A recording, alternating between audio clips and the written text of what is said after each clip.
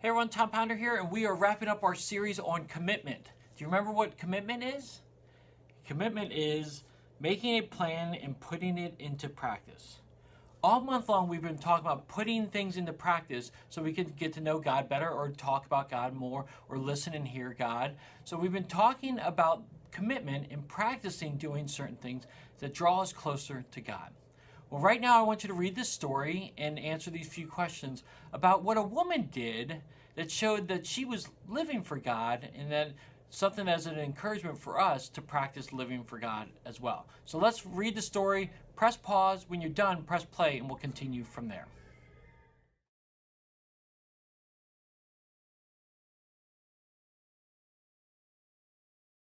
This story was awesome because while all the people were giving money to the church and giving out of all the money that they had, this woman gave 2 pennies, or actually 2 coins, which amounts to basically 2 pennies in American currency. It's a very small amount. But the reason why it was significant and why it stood out to Jesus was because that's basically all of what she had. She was a widow. And I don't know if you know what a widow is, but a widow is someone who's lost their spouse. This woman has lost her husband. Her husband has died, and she's all alone. And she gave all that she had. These 2 coins, she gave it to God. She gave it to church.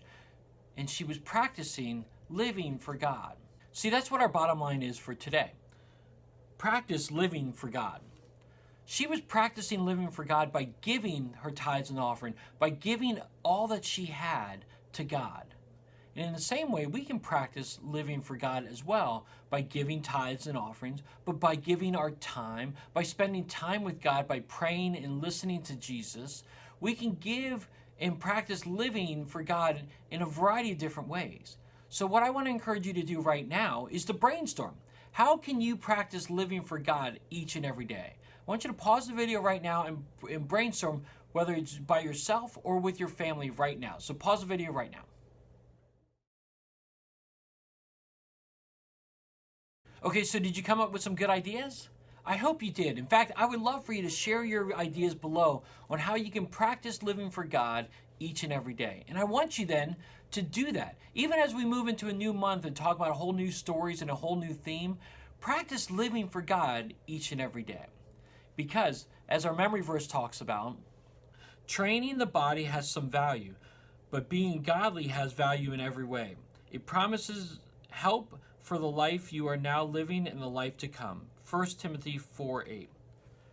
When we train our bodies each and every day to live for God and to go after godly things, we're going to be better off, not just today, but in the days to come. So I would encourage you, continue to practice living for God each and every day. No matter what it is that you brainstorm, practice doing that each and every day and see how God provides for you today. All right, everyone. Well, that wraps up our stories on commitment. I can't wait to see you next week with a whole new set of stories. So have a great week, everyone, and I'll see you next week.